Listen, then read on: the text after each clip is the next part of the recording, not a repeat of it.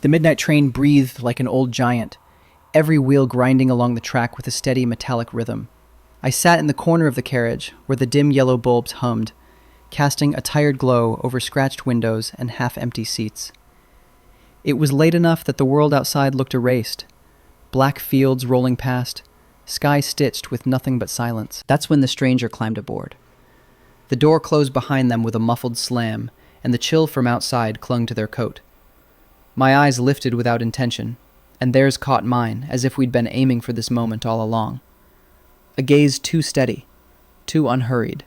I tried to look away, but the stare held me fast, like a hand pressing lightly at the base of my neck. The stranger moved down the aisle, closer. Each step turned the empty train into a cage, trapping the two of us inside a current that promised no easy escape. The only reason I was even on that train was necessity, not romance. A family matter had dragged me out into the night, hours from home. Too late to fly, too far to drive, so rail was the compromise. I'd chosen the midnight run expecting anonymity, rows of weary travelers lost in their own thoughts. Instead, I found myself forced into alertness by the simple weight of another person's presence. They chose the seat across from me, not next to me, not scattered down the car, but directly there. A calm, deliberate placement, as though they had measured the air and decided that proximity was the right weapon. Neither of us spoke. The train shifted, creaked, swayed, and still those eyes pinned me. I busied myself with the window, pretending fascination with darkness. The reflection betrayed me. Two silhouettes, sitting too straight, one watching while the other pretended not to. That's when I noticed the subtle motions. Fingers brushing against the seat's worn cushion, the stillness of their shoulders. They weren't nervous. They were waiting. The silence pressed on until it demanded to break. I cleared my throat, a small act of rebellion against my own pulse. "Long night," I said, the kind of nothing phrase meant to free me from accusation of cowardice. Their lips curved slightly, but no full smile. "That depends," they replied.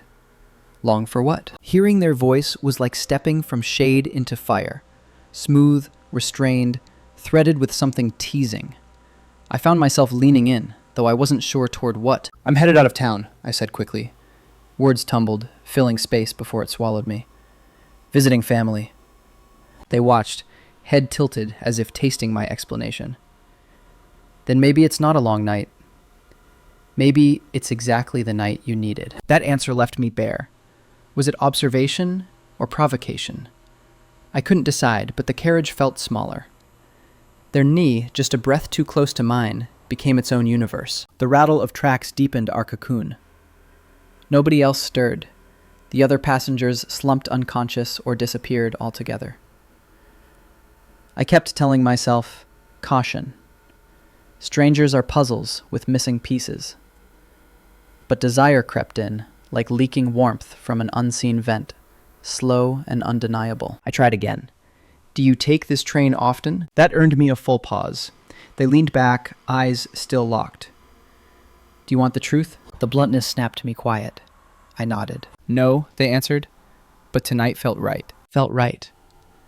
As if intention sat underneath this entire meeting.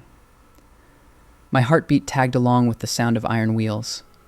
Faster, faster, never steady. They folded their hands loosely, wrists bare in the dim light, a picture both casual and deliberate.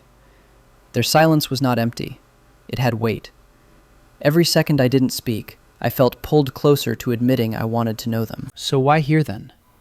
I finally asked, forcing my voice to steady. Their eyelids lowered just enough to change the quality of the stare.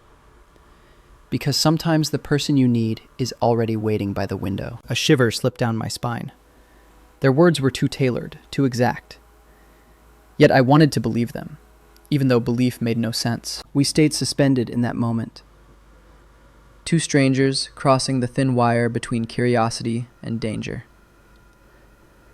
My hands tightened around the edge of the seat, grounding myself. Caution told me to tilt away, face the night. But when the train lurched at a curve, their bodies shifted closer, and the air inhaled between us. That's when I realized the stakes. This wasn't about comfort or small talk. It was about whether I'd risk surrendering to the magnet in those eyes, or keep holding my distance, pretending safety lived in silence. Either way, the journey had just begun, and the train had miles of track left to go. The train rattled forward, metal crying against metal with each curve, but inside our section, it was all breath and stillness. I couldn't ignore that their eyes hadn't once strayed from me. Not out the window, not toward the flickering light above our heads. Just me. I tried to anchor myself by studying the floor. The patterned carpet was worn gray and brown, crumbs lodged in the corners, stains that must have been years old. But none of that held me. I felt their gaze like a touch. It pushed against my cheek, slid down my throat, rested there as though insisting I acknowledge it. "So," I said at last, my voice too loud against the quiet, "where are you headed tonight?" There was a long pause. The kind that forces you to realize how badly you want the answer. Then they tilted slightly, shoulders angled toward me. "Forward. Isn't that enough?" A wave of heat climbed my chest. Not from the train's air, stale and cold, but from the way words hung between us. Half an answer, half a dare. I tried to smile, though my palm sweated. "Mysterious type," I said. "Or careful," they countered. The syllables low, designed to pull closer than the space allowed. That was the first try, my question. A push to break them open, and already I knew I'd failed. The stranger guarded their life like treasure, wrapped in velvet, offering me shadows instead of facts. But I couldn't stop. I leaned back, creating inches of distance my body didn't want. My knees almost touched theirs, separated by the faint gap of air that grew electric in every lurch of the train. Even silence had flavor here, bitter and sweet at once. Another attempt. "Work trip, then? Or travel for the fun of it?" That earned me the ghost of a smile, lips parting just slightly. "Doesn't matter?" A deliberate deflection, but undercut by a glimmer of humor. "Besides, you already seem more interested in who I am than where I'm going." I faltered, caught. They weren't wrong. Everything in me wanted to press in, to ask again and again until they offered something real. But that smirk warned me. There are costs to digging. The train swayed. Our knees brushed. It wasn't an accident, I knew. It was too timed, too poised. My heart jumped like a loose wire sparking. I snapped my leg away, overcompensating, and bumped my shoulder into the steel wall. Embarrassment prickled hot behind my ears. They watched, lips curved in quiet amusement. No need for words. My reaction had said enough. I was rattled. I wanted. The air settled deeper as the minutes stretched. Moonlight cut across the aisle, painting their hands in pale silver. I noticed how loosely they rested, palm open just beside mine on the seat edge, just near enough that if I shifted a finger, contact would happen. I exhaled hard through my nose, trying to chase the pull. "Don't fall for it," I told myself. "You don't know who they are. You don't know what trap sits behind that stare." But silence let temptation grow. My pulse beat loud, a drum layered over the rattle of rails. Each second of not moving made the urge worse. Finally, they spoke again. Softer this time. Each letter like cotton brushing skin. "You seem uneasy." I swallowed. "Maybe I am." "Why?" Honesty burned like liquor down my throat. "Because you're sitting here watching me like you already know something about me. Like you've decided something, and I don't even know your name." Their response came as a slight tilt of the head. "Names are heavy. We don't need to carry them so soon." It was maddening, the way they dodged, yet delivered exactly what fueled the fire. Part of me wanted to shout, to demand, but the larger part wanted to let the mystery stretch until it snapped on its own. "So what do I call you?" I pressed. "You don't have to call me anything," they replied, a glint in their eye. "You can just keep looking." The words struck, final and bold. My body betrayed me. I did keep looking. Into pupils that didn't flinch, into shadows I couldn't name. I tried to retreat behind logic. People like this, the intense ones, are danger. They're fire. Step too close and you burn. I leaned away for the second time, testing whether the spell broke. But again, the train's motion conspired against me. A subtle bump slid us nearer, and the warmth of their presence filled the inches I'd tried to create. Every small motion magnified. When they shifted, their coat brushed, and the fabric hissed softly. When they exhaled, the faint warmth grazed across my hand. Hours could have passed, or minutes. I couldn't tell. Another attempt. I needed some ground, some stability. You said tonight felt right. Right for what exactly? They let the question hang, long enough that my throat went dry. Then, right for meeting you. No smile this time, no jest. Just flat truth, whose weight crushed harder than any flirtation. Heat surged behind my ribs. I wanted to believe and also reject it at the same time. Meeting me? You didn't even know I'd be here. They leaned in, elbows resting lightly on knees, eyes never leaving mine. Didn't I? The audacity of it shifted balance again. I turned away, desperate for the safety of glass reflections. The window showed my profile faint against the black countryside. And behind me, fainter still, the stranger's outline leaning closer. I tried silence as my defense. If I stopped feeding the moment, maybe it would cool. Minutes dripped. But silence with them wasn't escape. It became rope, binding us tighter. Their stillness wasn't emptiness.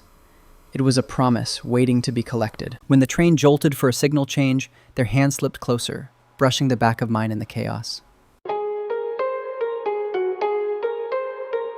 A spark seared through. Too brief to be accidental, too gentle to be an imposition. I jerked slightly, and they drew back at once, letting space return as though to prove the choice was mine. But in that spare second, every nerve had ignited. I couldn't form words. They didn't push further. The restraint, almost more unbearable than touch, kept me dangling at the edge of decision. Another cycle begun.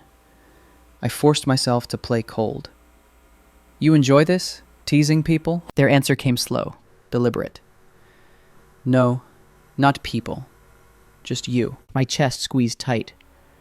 Honesty carries danger. That danger thrilled. The world outside dipped darker as clouds pulled across moonlight.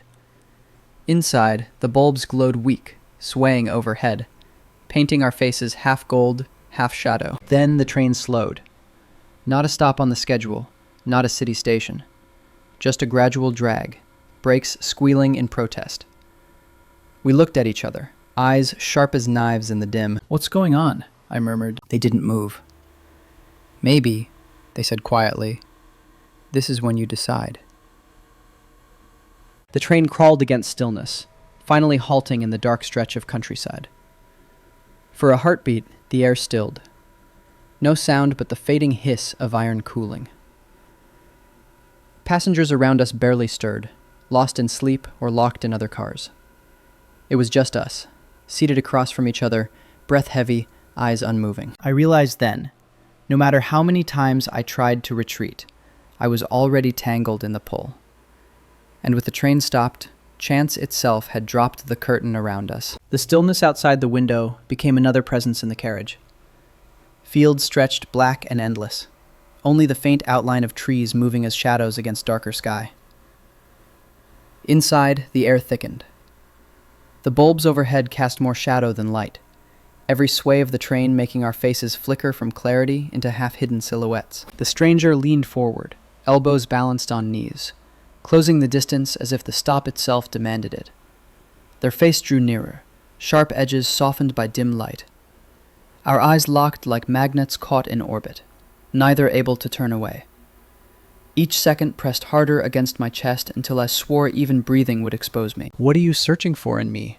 I asked softly, the words trembling but deliberate. They tilted their head, close enough that I felt the shift of air touch my cheek. Maybe the same thing you're searching for in me. It wasn't an answer, but it didn't need to be. My heartbeat refused to slow. Their knee slid forward again until it almost brushed mine, a deliberate claim on space. The heat between us spread, low and steady, impossible to ignore. A sound broke the silence, the faint creak of metal as the train adjusted to stillness. It sounded like a groan holding a secret. Around us, no one moved. Carriage doors remained shut, passengers cocooned in their slumber. This section belonged only to us. Their hands shifted, fingers stretching slowly across the gap, resting near mine on the seat edge.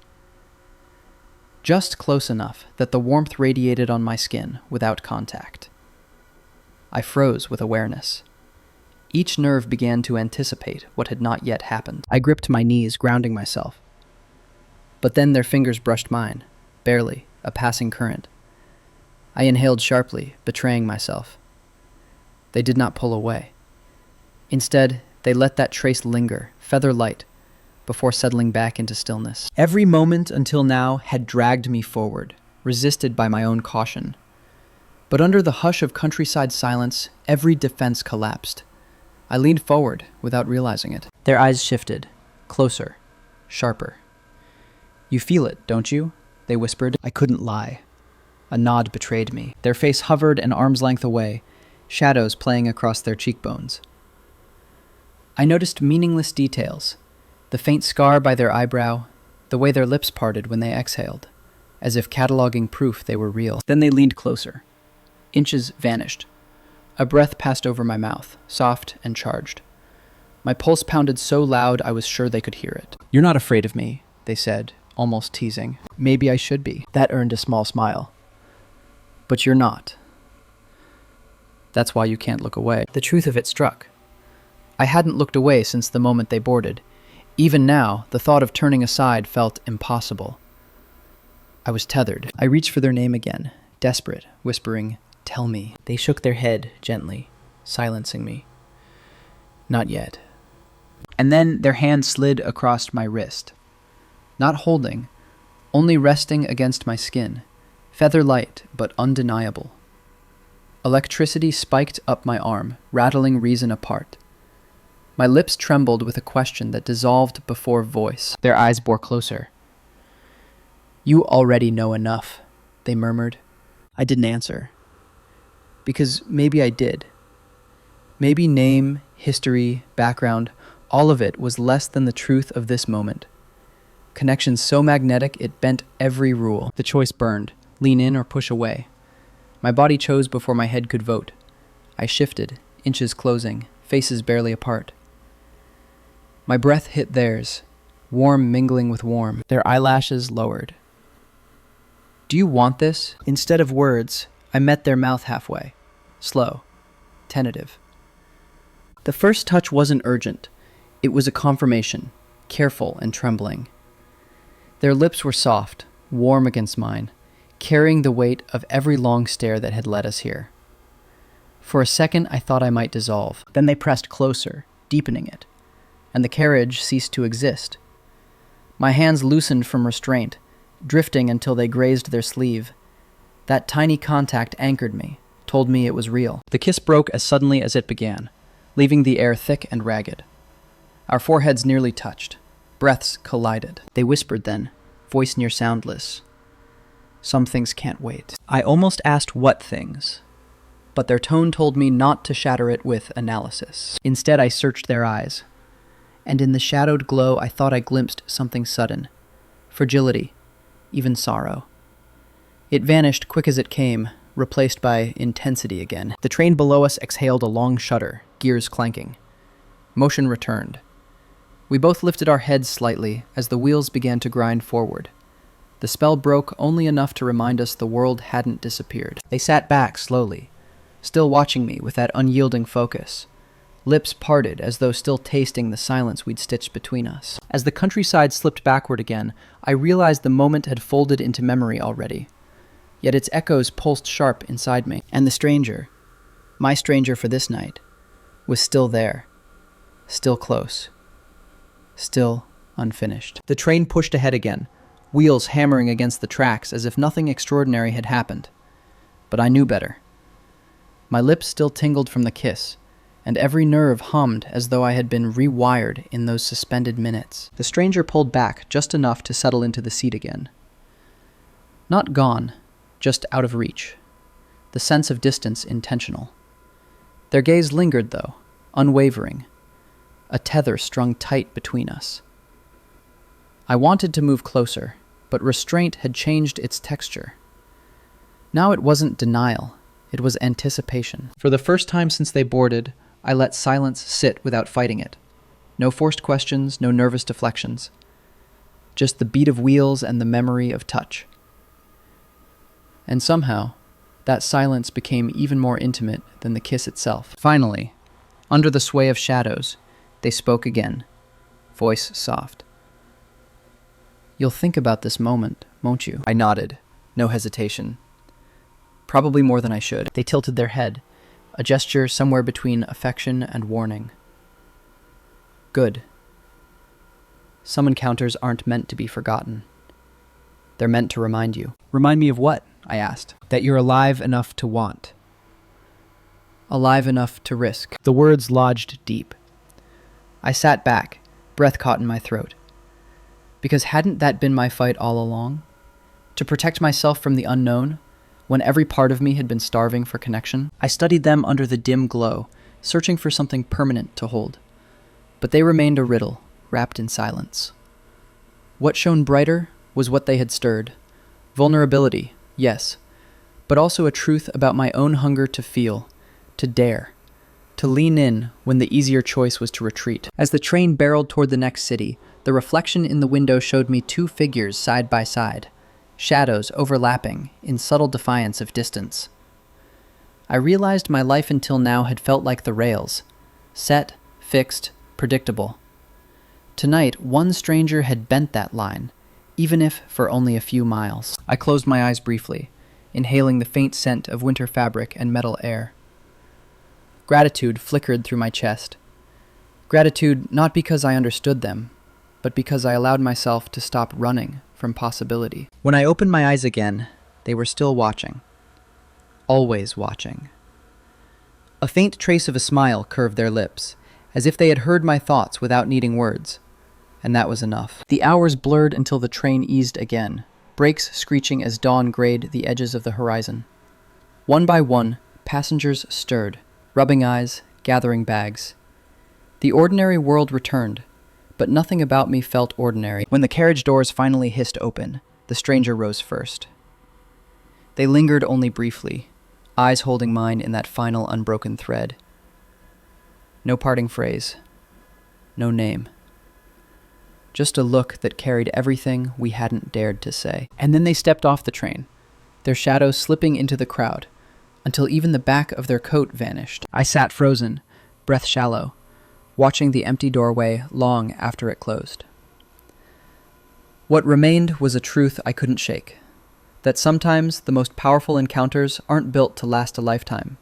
They're built to awaken one, to remind you how quickly the world can tilt if you're willing to meet its gaze. So I tell you, maybe your chance is waiting in silence, in the stranger you nearly overlook, in the risk you almost refuse. Would you take it? Tell me below. And if you want more stories of moments that change everything, subscribe, because there are always more trains in the night.